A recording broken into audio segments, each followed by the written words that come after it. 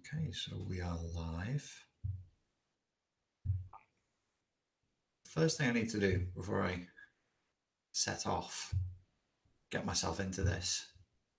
Can you let me know if you can hear my voice in the chat box, please? You just say, yeah, we can hear you.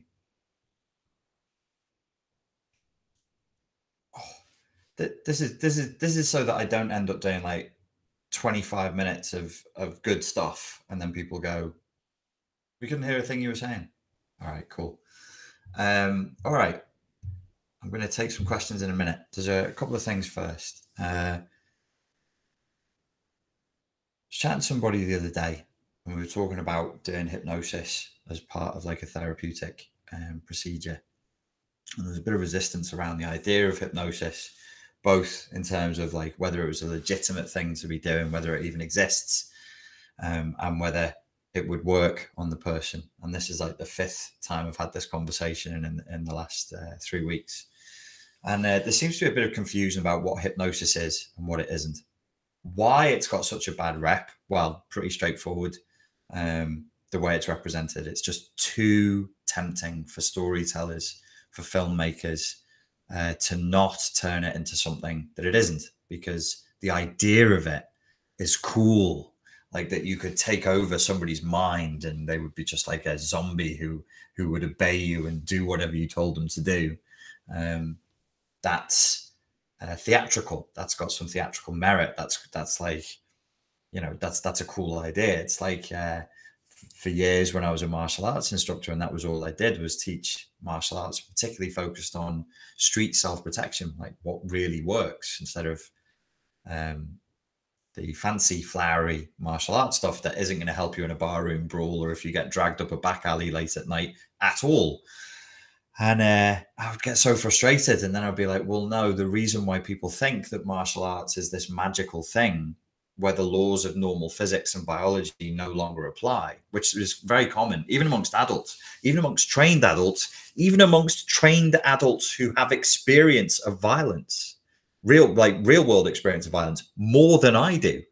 I was shocked to find were extremely naive. There was people I was working with who'd been in, you know, more than one firefight with guns where people had been killed, which is nothing like any of the barroom brawls I was ever involved in.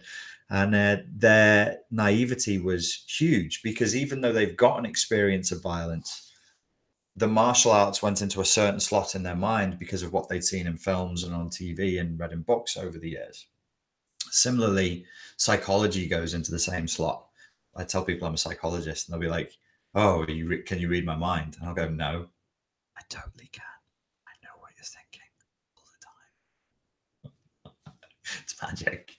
And hypnosis is the same. So you have things like, you have a cool film like The Manchurian Candidate. I like the original and I thought the remake was okay too. And numerous times hypnosis has come up in films, and the way it's spoken about in mass media is like your brain switches off, you're given a piece of information, and then you go and do it. So people are like, that sounds gross, because I'm not going to have any sort of consent. And also it sounds outside the realm of what I believe to be true. So it's both gross and unlikely to be real at the same time. I don't want anything to do with that. The truth of hypnosis, I think, is, on the one hand, it's disappointingly dull. It's actually a very disappointingly dull truth to it. Once you've got past the massive letdown of what hypnosis actually is, I think you can actually start to use it as an everyday tool and be aware of where and when you are having hypnosis used against you. So what is hypnosis? Hypnosis functionally, and other people may disagree with me and say, no, that's not what it is. I've seen this, I've seen that, or the way I was taught it is blah, blah, blah. I've even had an argument with trained hypnotherapists about this. Hypnosis is nothing more than entering into an altered state of consciousness, usually we call trance, or you could call it daydreaming, or you could call it being switched off, not in the most alert beta brainwave state imaginable. You're kind of a little bit tuned out. and you're in a zone, and that zone is usually somewhat focused. And when you're zoned and you're focused and you're enjoying what you're doing, you bring more of your attention to it. And as you're giving your attention to that one thing, you can find that, like, I don't know, your foot falls asleep, or you stop noticing that pain in your shoulder that was there all day. Suddenly you just don't notice it anymore. And your attention, your conscious awareness, the sort of the theater that is constantly running, the cinema that's running in your mind, is now showing only one film instead of showing 7 different films on the same screen, splitting the consciousness. It's got one film and you're focused on that. So all a hypnotherapist does is encourage you to go into an altered state of consciousness.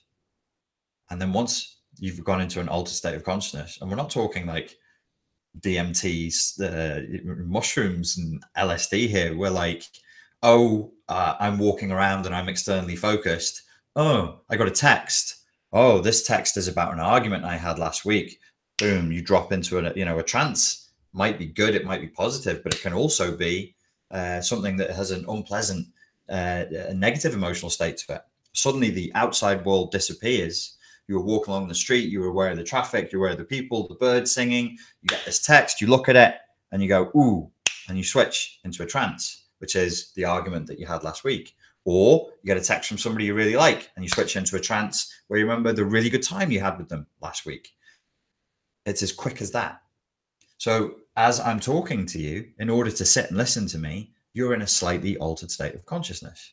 You're in a slightly relaxed, tranced out state, and you have single-minded focus of attention on whatever it is that I'm saying, or you'll be thinking partly about what I'm saying, and then your own thoughts and ideas about what I'm saying. So as I'm saying things, you'll be going, is that true? How do I know that's true? I don't think that's true. I had this experience. It was That's called a transderivational search. So I give you a piece of information and the unconscious goes, where does that fit into my currently existing map of reality? And if it doesn't, it's going to get rejected, which is a deletion. If it does, it will be distorted and re-put back into your map of reality, which is why people consistently tell me that I've said something that I totally haven't said. But it's they're looking to take what has been said and fit it into their map of reality. And if it doesn't match properly, it needs to be warped in order to get slotted in. So this is called a process of distortion, deletion, distortion, deletion, and generalization, which is what our brain needs to do in order to cope with the plethora of stimuli that it's receiving on a second-to-second basis. So what is hypnosis? Relaxed, altered state, single point of focus. You're focused on just one thing for a period of time, and then it goes in a certain direction, and that's it. Well, that's fucking boring, isn't it? Who wants to do that? How is it that a lifetime worth of trouble with one problem, with one thing that you've never been able to fix, and you read books and you went to seminars and you even went to therapy for it and you couldn't fix it, but then it got fixed by this silly process where you sit still and somebody talks to you and they invite you to think about the situation in a different way, or to put new ideas and new data and a new pattern in place. How could that? That's so easy. That's so simple. I think in the times where, even when I've sort of had this debate with people and then I've convinced them that actually hypnosis did work, what they actually do is they go, oh yeah, that did work, but that wasn't hypnosis. And I'll go, no, that's hypnosis. And I go, no, it wasn't. The argument I had with hypnotherapists, they disagreed that there was any such thing as conversational hypnosis. The whole of the Spartan Life Coach YouTube project, the YouTube side of it, if you feel like you got actual healing from watching the videos and listening to me tell dumb stories about stuff that wasn't relevant, that is proof that conversational hypnosis works. All of these things, pattern interrupts, bizarre ideas that stick with you, colorful imagery, reframing of metaphors, all of these things are there to instill a sense of hope, a way of thinking that you can look at a situation in a way that you've never looked at it before and try new things and do new things, and things can be very different for you in a way that you never imagined possible. So hopefulness, instead of there just being like, I can only do X or Y, and X sucks. So now I have no choice. I have to do Y. You open up in the brain, you open up the neuroplasticity, which is why sometimes the silly stories go in, why there are discordant ideas thrown in. It's actually an effort to break up the typical patterns of thought to induce some neuroplasticity, because another element of hypnosis, as I was describing before, is if you're a good hypnotherapist, then you need to understand how to talk to the client's unconscious. And the unconscious has a specific language. And you can't just say to the client, don't feel bad anymore, you know, because it's bad and that. You don't need to feel that way anymore about these things. You can feel differently. Like, that probably won't work, because the unconscious doesn't process content massively well. Content language it basically is the language that we speak is symbolic representations that point to a greater reality. The unconscious tends to deal with context-based language. So metaphors, rituals, legends, archetypes, that's the language of the unconscious. Actually describing what you want the person to do in detail, if you're a hypnotherapist and you're working with a client, isn't going to work very well unless, instead of just describing it to them, you get them into a relaxed state, and then you have them visualize and imagine in the first person, as though that is already happening to them, this is what you will experience. So when you put it in the first person and in the present moment and make it vivid and impactful and inspiring of emotion, and you associate it and link it to their highest values, their goals in life, where they want to go, and you can show them and go, hey, you know, because you really only ever want to be talking to the unconscious of a client. If you talk to the conscious mind of a client, you're going to be in a fight, because that's kind of what the ego is for. And that's not necessarily a bad thing. A good, healthy ego is a boundary, is a place where we say no, where we refuse that which comes in, like a cell. You need a cell. There's all your vulnerable stuff inside, and then you need a cell wall that keeps stuff out. So the ego loves a no. And that's okay. That's a good thing. We should be encouraging people to say no, and to set ego boundaries, and to say no to others, and to set ego boundaries with themselves, and to say no to themselves. You can say no and smile. You can say no to yourself and feel good. You can say no to others and feel good, and not have a dramatic scene unfold. You can say no and not go into an emotional flashback. You can say no and stay in a good state. So when you're, if you ever try and use hypnosis in a therapeutic or a coaching context, and you're talking to a client and you're going for the conscious mind, you're going to get a lot of no's, because they'll be like, what the fuck, what you're saying doesn't match. No, doesn't match the model of reality that I currently have. So how could this possibly be the case? So it's kind of like a way of bypassing that the conscious mind, the ego-based conscious mind, and showing the unconscious. My advice to anybody who wants to use it or is considering learning self-hypnosis, think of yourself, if you're using hypnotherapy, as being a film director, as being a novelist. And one of the rules of good writing is show, don't tell. Show, don't tell. So if you want to show that your hero is brave and intelligent, put her in a situation where she uses her courage and her intelligence to escape that situation, and that tells the audience this character is brave and intelligent. If another character comes into the room and says, oh, Colonel Anderson, you are both brave and intelligent because of the thing that you did the other day, this is poor writing. It's called an excess of exposition. You don't want your characters just engaging in exposition and going, oh, you're brave and so clevs, because the audience is going, well, that's shit. Why don't you put her in some cool scenario where there's danger and conflict, and we can root for her and she can demonstrate her value on the way out? Similarly, with hypnosis and hypnotherapy, or whether it's self-hypnosis, you want to show the unconscious rather than tell the unconscious. If you want to, let's say, for example, you want to be more cheerful, and you want to be more disciplined in your life. You want to be more disciplined, more boundaried, more cheerful, and more able to take on responsibility with optimism and a good stoic attitude. Okay.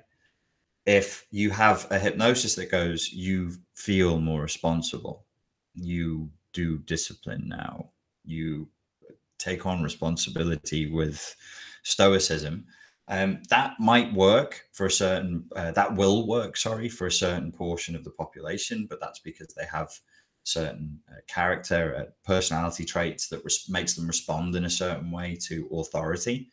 But for most people, that won't be as effective, sorry, to respond positively to authority rather than telling authority to F off and be like, no. He's like, you are more disciplined. No, I'm not.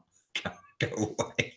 Whereas if you show the unconscious by going, okay, now imagine vividly, if you can, how cool it would be over time if over the next week you've just suddenly found yourself acting in a way that was more disciplined, that let you have more time, that let you get more things done, that had you feeling good about yourself.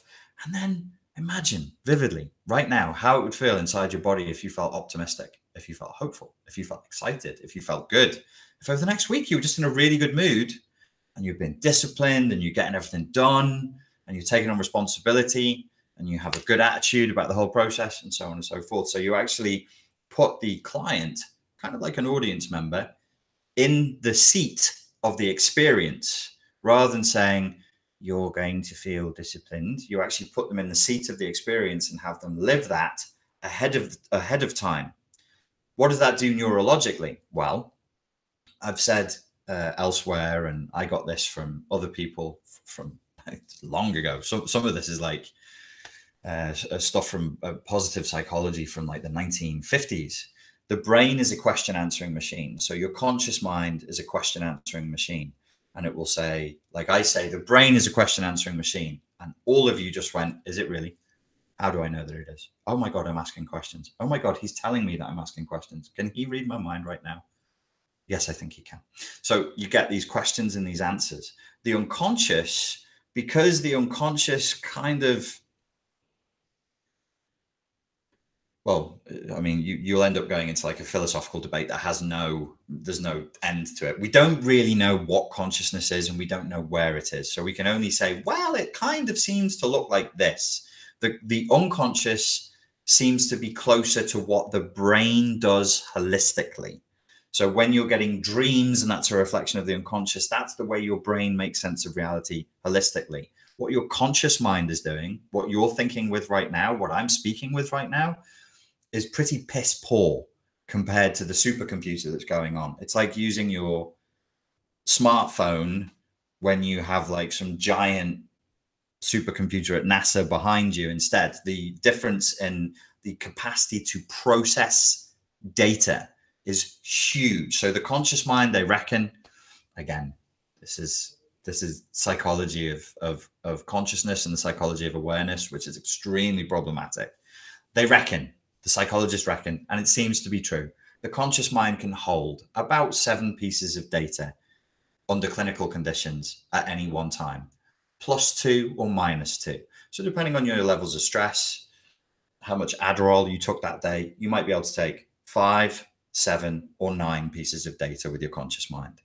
The unconscious mind, you've got researchers out there claiming it's 1 million bits of data per second.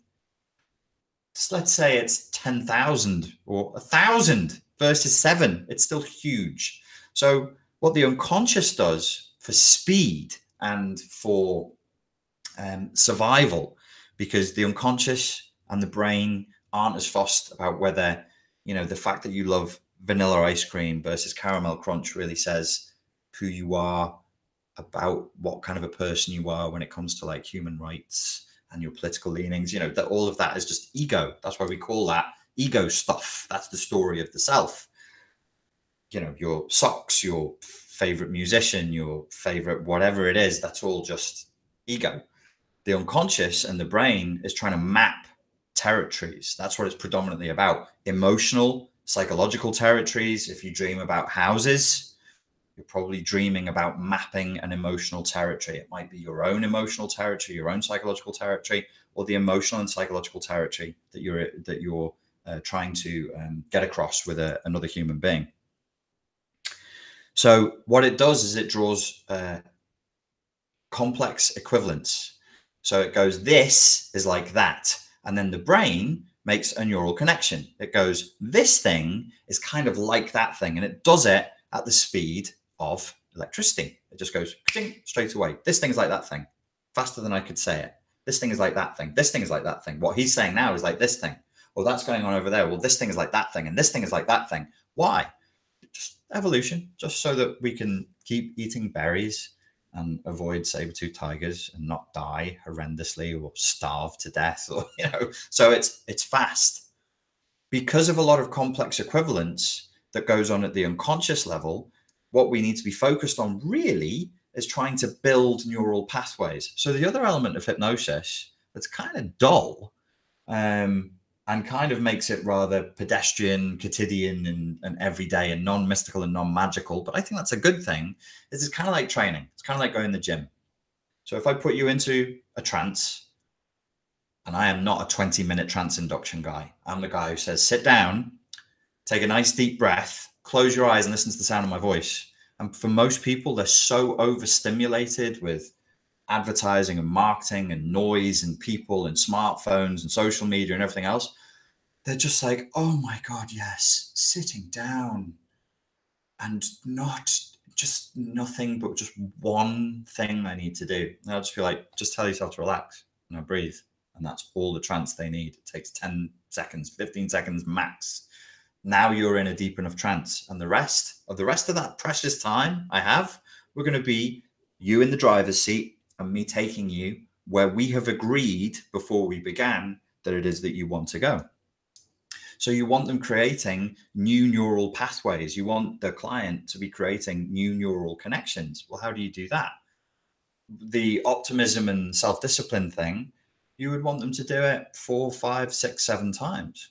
After about the 5th time, most people get it. Like the unconscious goes, oh yeah, that's cool.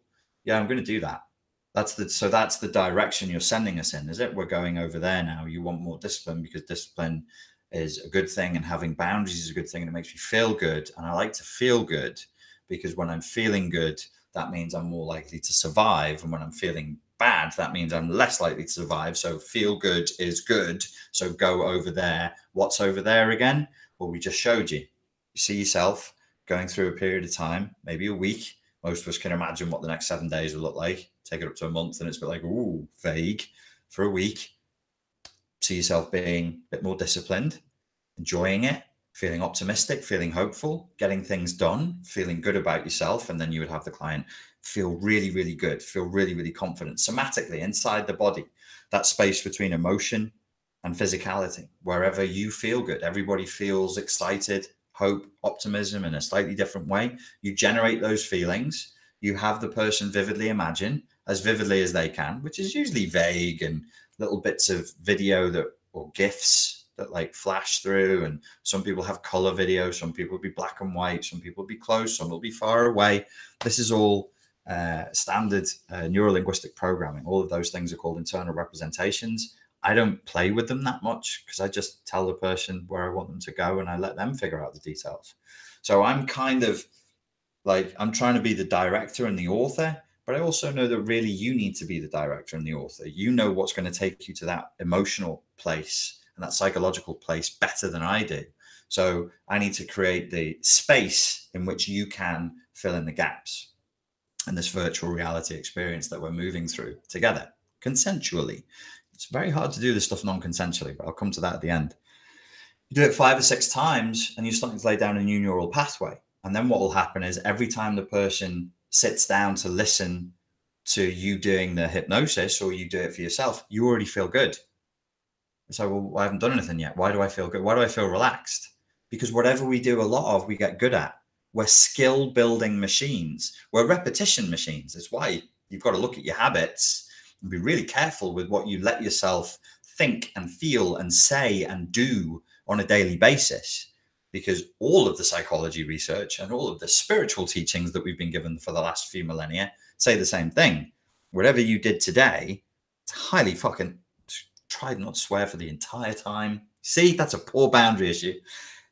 It's highly likely that you're going to keep doing that. So whatever day you had today, the chance of you repeating that tomorrow is more than 80%. And the chance of you doing that day that you live today again in a year's time is more than 70%. If you didn't have a good day, you need to make some changes. You need to make some serious, deep changes now. Don't wait. Don't think that some mystical force is going to come in and magically make everything okay. It's just us. This is just the challenge of being a human being. It's not the most fun thing in the world, but it's not the worst thing in the world either.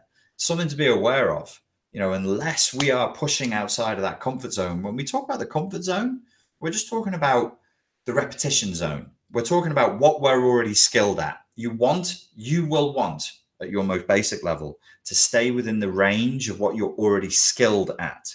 You don't want to go outside of that, because you'll associate that, neural associations, complex equivalents, with danger, with stress, and with the potential for suffering. And guess what? It's not just the potential for suffering. You push outside your comfort zone, the suffering's fucking guaranteed. He swore again. I have an issue. Swearing Tourette's, that's what it is. The suffering is guaranteed. And that's why it's probably best sooner rather than later to accept it and go, you know what? Some of this is going to suck. Some of this is going to be quite hard. But it's already hard now. So it can either stay being hard like it is now, or I can push through and things can get better. And at least the suffering is moving me in a certain direction, which is the direction I want to be moving in. So back to repetition, just like growing a muscle, you need to let yourself know 5, 6, 7, 8 times that this is the direction that you want to be moving in order for it to stick, in order for the unconscious to go, oh, okay, this is the direction you want me to go in. That's fine. When you do that and the job is done, whatever it was that you were trying to get done, my last point would be like, please give credit where credit is due. Give credit to the process. Give credit to the hypnotherapist, because that's when the ego will creep back in and somebody will come up to you and go, hey, you went and did that hypnosis stuff. That worked for you? And you'd be like, nah, not really. Well, you stopped smoking, right? Yeah, I did, but that was pretty much just my decision. But nothing to do with the hypnotist then? Nah, I don't think that stuff works. I just decided to stop. I've heard that so many times. I see them like a year or 2 years later, and they'll be like, yeah, I don't know whether it worked for me, but I just decided to stop. You totally didn't stop for the 30 years before I spoke to you, and you had tried everything you told me. You told me you tried everything, and then you stopped inside of a month, but it's nothing. Okay, hypnosis still doesn't work. Again, like I started this out, like if it doesn't match your map of reality, you just delete it. You'll just go, that's not nonsense. That's definitely not what it was. Oh, I said I would finish on consent. Outside of a prison camp where there are human rights abuses going on and torture, and your food is being controlled, and drugs are being issued to you, and horrendous conditions, where there is a huge amount of non-consent, it's very hard to get somebody to do anything that goes against their value system. All the psychological research and the experimentation has indicated this to be true as far as hypnosis goes. These are only suggestions. And that's why there are books out there called Hypnosis, the Art of Suggestion. That's what a hypnotherapist is supposed to do. Say, sit down, relax. Maybe you could feel more confident in social situations. Now, I'll do my Paul McKenna voice. Now, what I want you to do is go inside and relax. And think about a time where you felt really good. And imagine yourself in a social situation feeling confident, strong. Just got that. Paul McKenna, he was radio DJ first, and there's still a little bit of smashy and nicey that comes through there sometimes when he's doing his hypnosis. I've trained with Paul a couple of times. Trained Richard Bandler a couple of times, specifically on hypnosis now, and it works. Why is the world not revolutionized by hypnosis if it works? Well, I think basically because people don't do it. I mean, I've put out free material where you can listen to it and it will hypnotize you into not feeling the way that you've been feeling. And people still don't do it, even if it's free.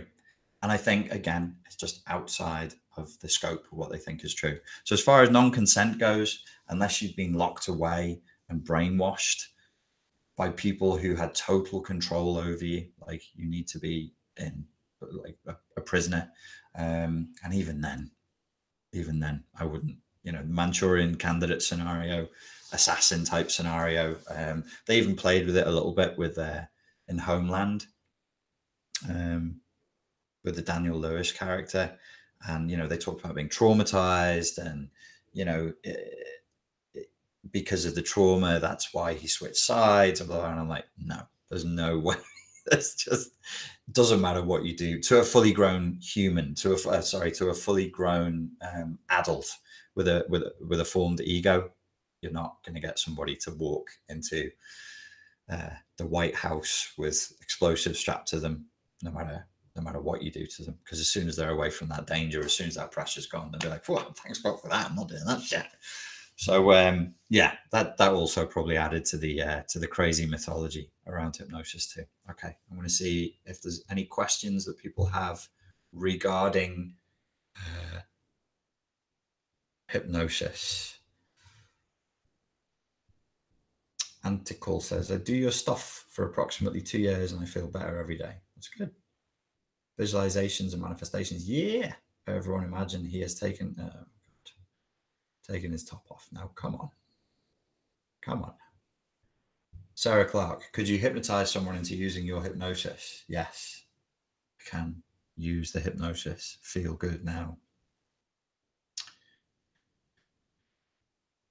Okay.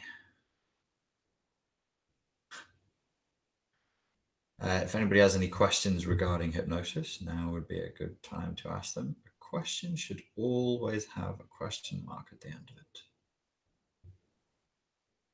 Can the hypnotist make it so the person starts barking like a dog if they deny the hypnosis? No, they cannot at all. You'll have seen people doing that.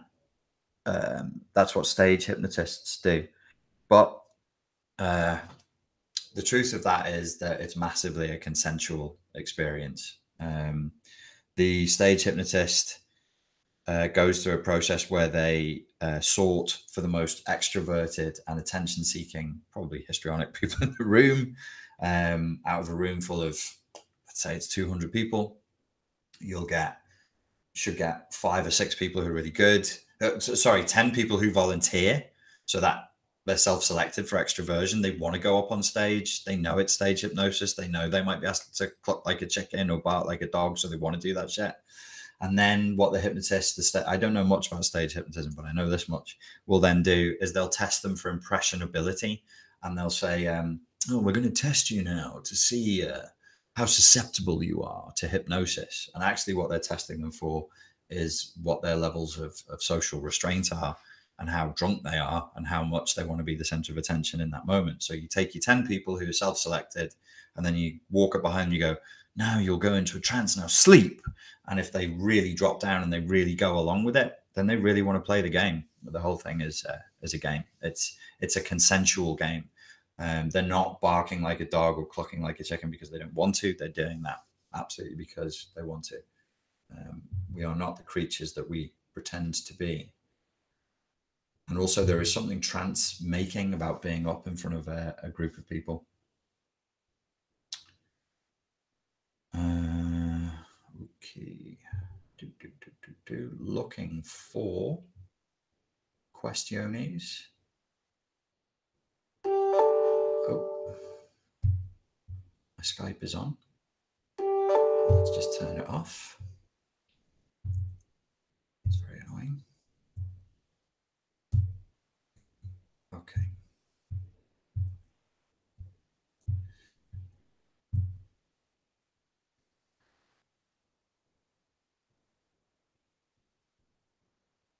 Okay. Alfredo says, how do you protect yourself from unwanted hypnosis? Well, I don't watch any advertising. I'm a complete weirdo. I'm totally eccentric. If I go to the cinema, I try and time it so that I miss all the adverts. This is how loopy I am. And if they come on at times, because at times I have actually put my fingers in my ears and just looked at the seat in front of me instead. Um, Partly because I just find advertising so incredibly irritating, but also because I don't consent. I don't consent to that going in there. Nobody asked me if I wanted it to go in there. I don't want it to go in there. You can shove your car advert right up your bottom. And that plinky plonky music they keep playing now, it's so popular. Like somebody, like a grown woman singing in a child's voice, playing one of those tiny little mandolins. I just loathe all that stuff. Drives me crazy. It doesn't matter if it's a car advert, an advert for a smartphone, bloody toilet paper. It's the same thing every time. And the reason why is they're trying to say to you, everything is okay. Dee dee do do, you be a little child now. You just act like a kid and do as we say. It's God, it's awful. God, I just hate it so much. Yeah, so just block it out. And if you are in a conversation with somebody and they want to bring the conversation to things that you don't want to talk about, like if you're talking to somebody and they're talking a lot of hate all the time, or a lot of frustration all the time, or a lot of depression all the time, just avoid them. You can't afford to be around somebody for hours and hours and hours who is a loser. You can't afford to be around somebody for hours and hours and hours who's just full of hate and full of negativity. Don't do it. They will gladly suck up all your milkshake, but you cannot afford it. It's conversational hypnosis is very, very real, Pink Elephant.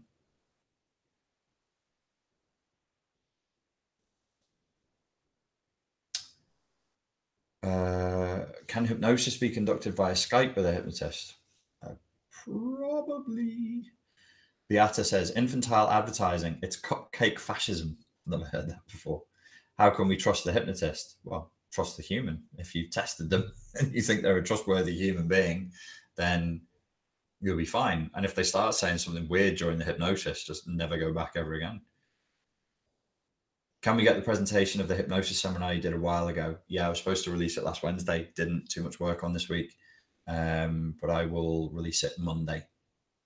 Thanks for that question. What do I think of MK Ultra? Ooh, that would take us off. I'd need another 40 minutes to talk about MK Ultra. Yeah. A smoking hypnosis. There are other ones out there. There's tons of smoking hypnoses out there already. I mean, I can do it if people really, really want it.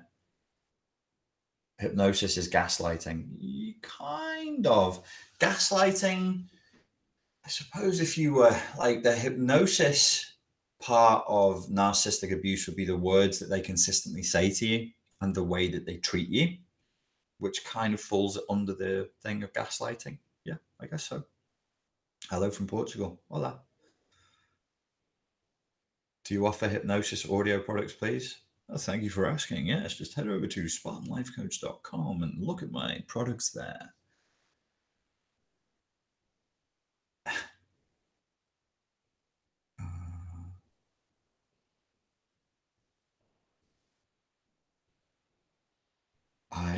I recently tried NLP audio tapes to self-hypnotize to promote weight loss, only to find out I keep it on, presuming the weight, to protect myself from intimacy and fear of sexuality.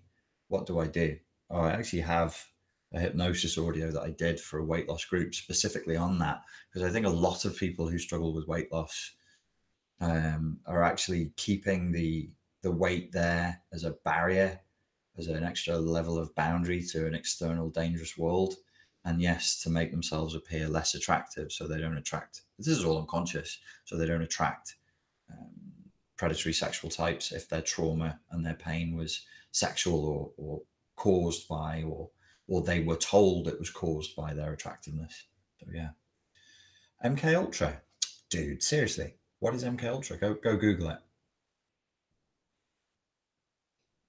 Someone asked about the difference between meditation and self-hypnosis. Can you answer? Well, in hypnosis, where we have a direction, and okay, so full disclosure, I'm a meditation snob. So I only consider it to be meditation if you're talking pure Buddhism, Zen, maybe transcendental meditation, which is emptying of the mind. Everything else is a self-hypnosis or a visualization. So if you are imagining Kali and you are chanting to Kali and you're imagining something in your life happening, or you're doing the kind of Pattaya chants and meditations, though they're called meditations, to me they would be better labeled visualizations, or a kind of self-hypnosis. So self-hypnosis visualization has a content and a direction and an end goal. Pure meditation is the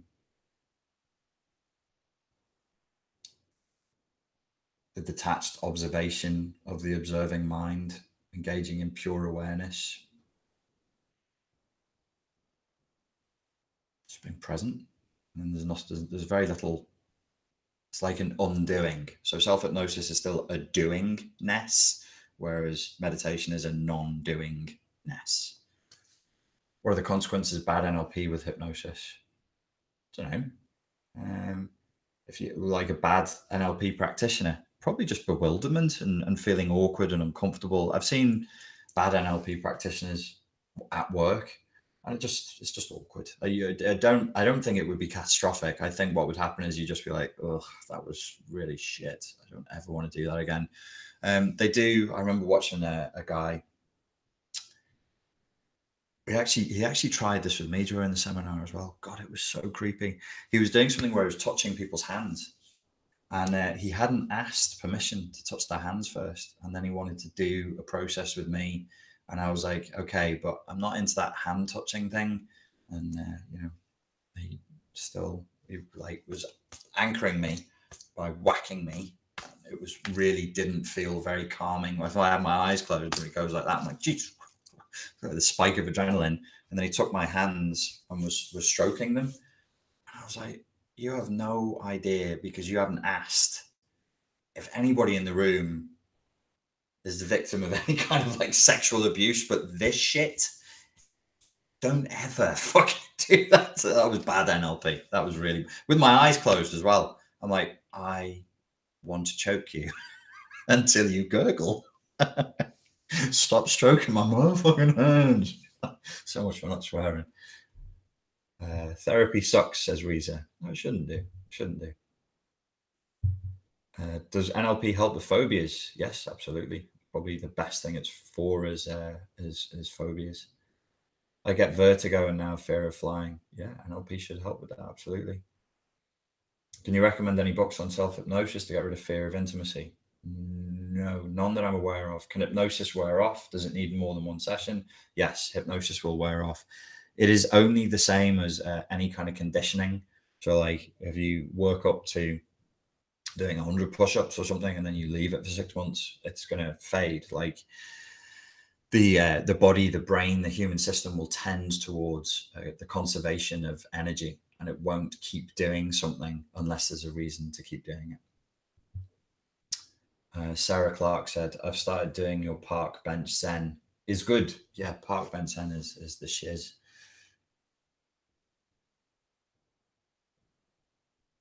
Alfredo says, so it's justified to aggressively get away from people that say things that take your subconscious to places you don't want to go. No. It's justified to charmingly, lovingly, compassionately remove yourself from the scenario firmly and assertively with good boundaries, so that these people don't take your subconscious to places that you don't want to go. But there's no need to make a mess, and there's no need to get wound up about it. You just opt out, just vote with your feet. Would hypnosis help with abandonment anxiety? Never tried it. Abandonment anxiety, that's a really good point actually about hypnosis. Abandonment anxiety, I always immediately start going, ooh, CPTSR, ooh, childhood trauma, ooh, borderline personality disorder. There is literature out there. Obviously, I can't remember who wrote it or even the titles of it, that was saying that it's actually some forms of therapy are really bad to use, or can be catastrophic to use, with certain personality types and personality disorders. Borderline personality disorder was one. And then for a lot of reasons, I think you shouldn't use hypnosis for borderline personality disordered people or people on the cluster B spectrum. And you might say, is that because it wouldn't work? I think there's a chance it would work way too well. But also that because borderline personality disorder, in order to get that diagnosis properly, you should be on the borderlines of full-blown psychosis, which is a total abandonment of reality. We've got to be very, very careful with moving people's imagination in that kind of a way. Would it help with the general abandonment anxiety, the way that somebody feels when they have CPTSR? It could do. I don't see why not. There isn't really anything that I don't think, you know, if it affects your mind and your emotions, then hypnosis should be able to help with it. Lee says, will hypnosis open us up to demonic influence? No. If you're worried about that, why don't you ask an angel to protect you first? I do get a little bewildered by people who are obsessed with demons and black magic. And I'm like, if you live in that reality, why do you people never talk angels and white magic? Like, why is it always? Like, I lived with somebody. It was actually, it was a while ago. Obsessed with ghosts, obsessed with demons, and quite a religious person, a Muslim. You never pray to, no. I'm like, maybe. If you live in that reality and you're worried about demonic influence and you believe that God is stronger than the devil, I'm moving into Jordan Peterson territory here. You're kind of acting like half an atheist and half a religious person. If there is darkness, there must be light. If there is evil, there must be good. Do you live in a world in which the devil is stronger than God? Does that make you a Satanist? Like, just as much as people are worried about demons, all that time and energy that is focused on demonology and the black arts and all that could be focused on angels and prayers and white magic. That's not my belief system. It's not what this channel is all about, but you know, like, use your own logic, follow through with your own logic. Once you start talking about demons, the internet connection gets fucked up. I know, I saw it.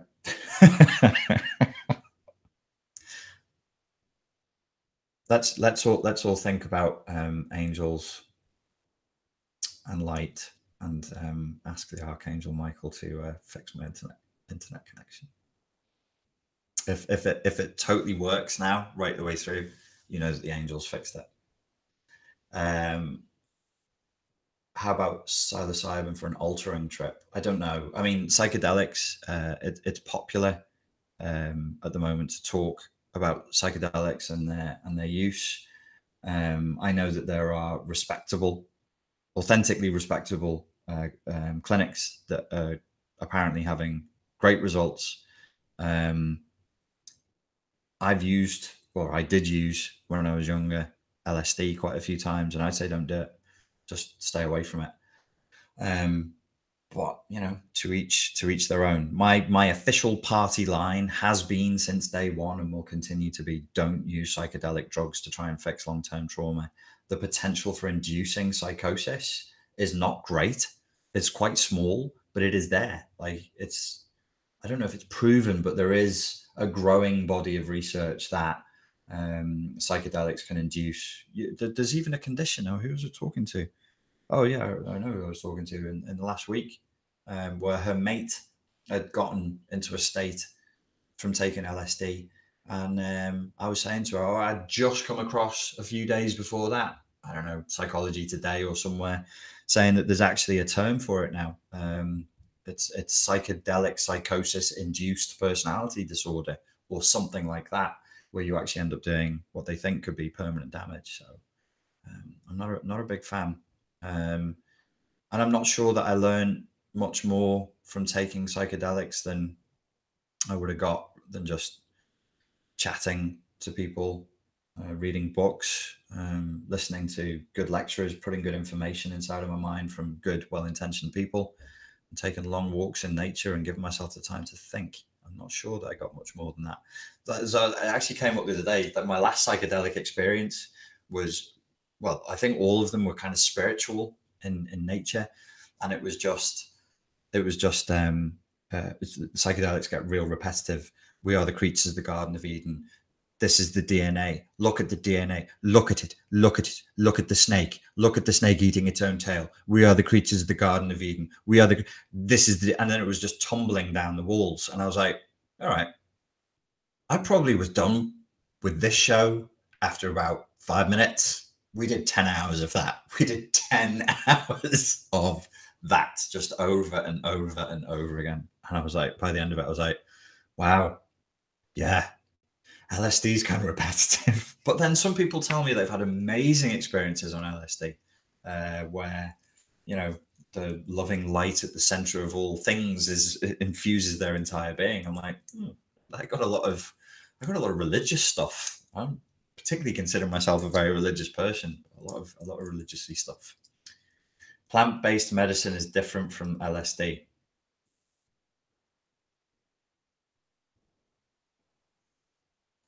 Okay.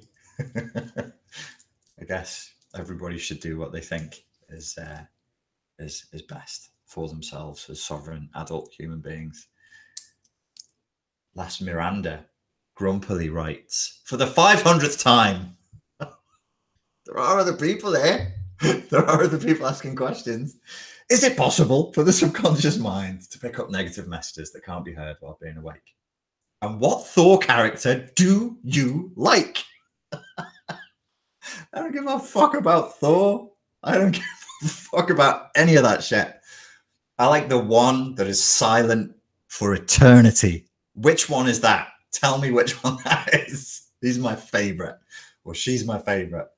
No, there was a really good question. No, if you're asleep, you don't hear anything. They tried all that. I think that was part of the nasty stuff that they did with the MK Ultra project. Was one of the things they tried was psychic driving, where they would try playing messages to people while they slept, and once you're asleep, you're asleep. If there are horrible noises in the background, like I was discussing with my friend the other night, you know, if there's a couple and one of you is watching a horror movie and the other one goes to sleep and you can hear screams and monsters going roar in the background, then you might start having nasty dreams. But if somebody said, like, you can't learn French by playing French in the background. What Thor character do I like? God, I tried to watch. I've been to the cinema recently. I was so bored, and I went to see the last one. I thought the idea of Thanos, who is Thanatos, the King of the Dead, was interesting-ish, but then kind of silly. Like, if you want to reduce the population of the universe by half, you don't have to randomly select all the living beings of a planet, take half of them and murder them. There are easier ways of getting that job done if you're an infinitely powerful, godlike super being. So that was kind of stupid.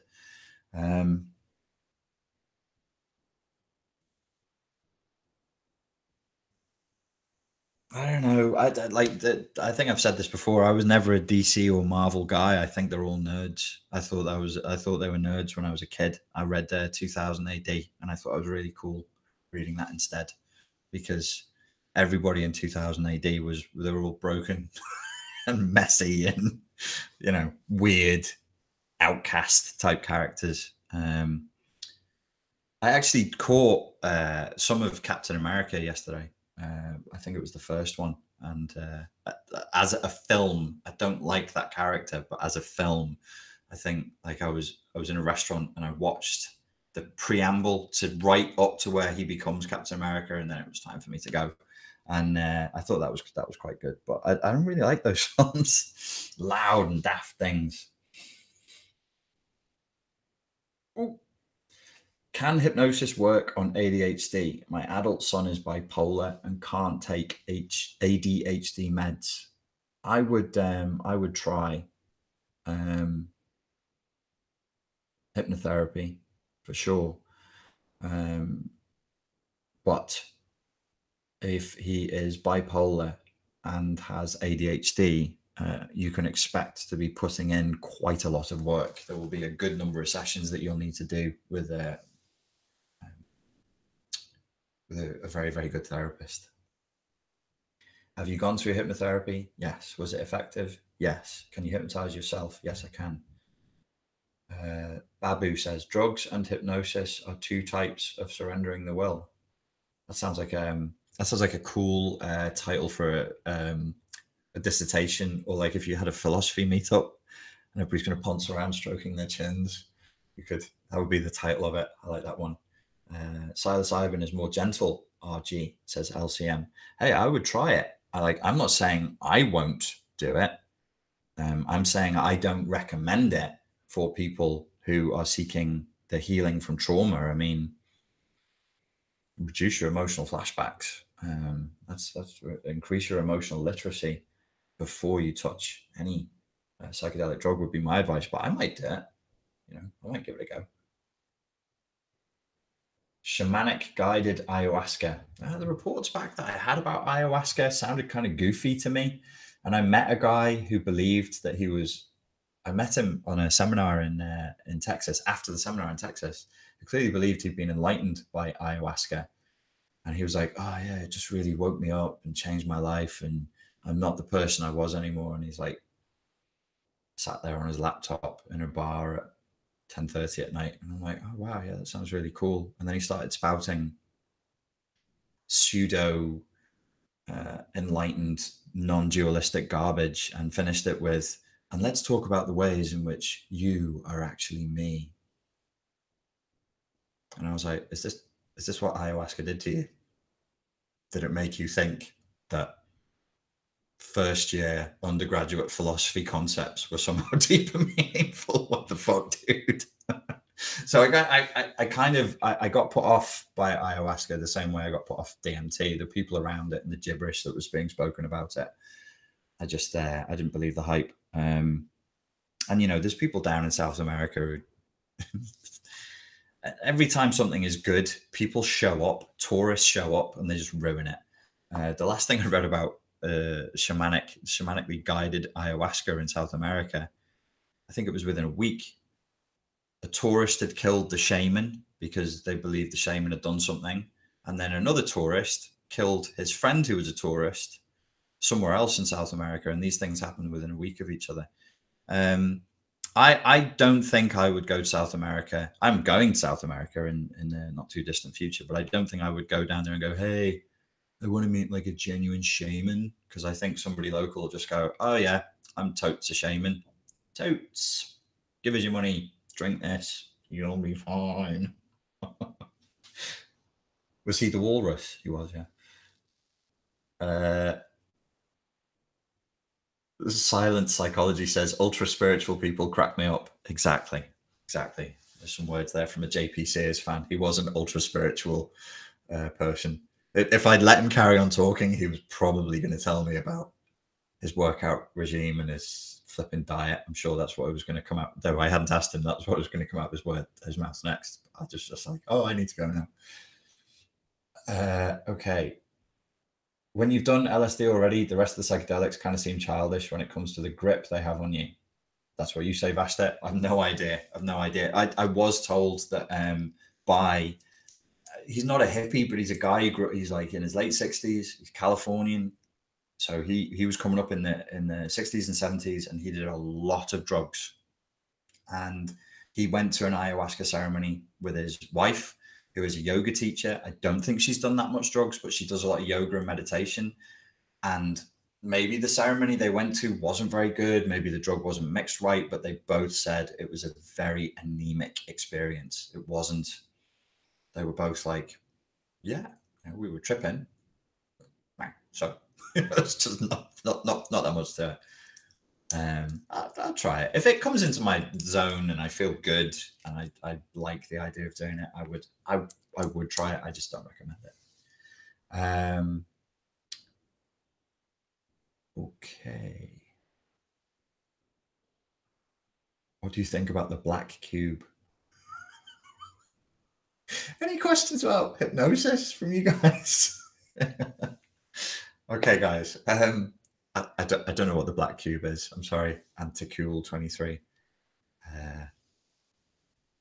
Jane Owens Squilks says, SIC Module 8 Self-Hypnosis. What is that? I don't know what you're asking me, Jane.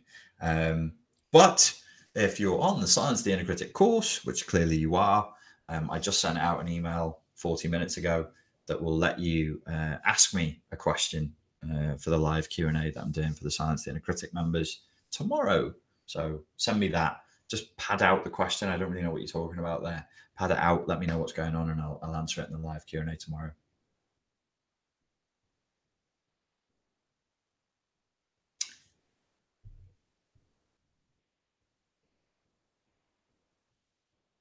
Do you wear matching socks, Richard? Silent psychology. This is the one I'm going to end on. All of my socks are black by design, so I can never not be wearing matching socks. However, I have found recently that some are of a different height. Just let that sink in. Now that's deep.